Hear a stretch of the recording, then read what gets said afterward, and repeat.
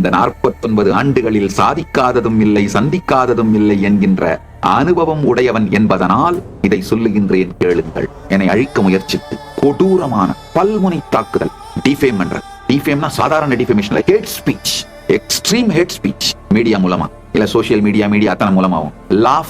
லாஃபேர்னா சட்டத்தை உபயோகப்படுத்தி ஒருவனை அழிப்பது.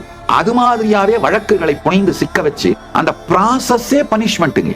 அந்த மாதிரி மாத்துறது, நேரடியான கொலைவெறி தாக்குதல்கள், இது மாதிரி அத்தனை விதமான லேயர் பர்சிக்யூஷனையும் பேஸ் பண்ணியிருக்கேன். இதையெல்லாம் செய்தவர்கள் பணம் இல்லாதவர்கள் கிடையாது. என்னை விட பல கோடி மடங்கு பணமுடையவர்கள், அதிகார பலம், அரசியல் பலம், சமூக பலம், ஊடக பலம் என்னை விட பல கோடி மடங்கு உடையவர்கள்.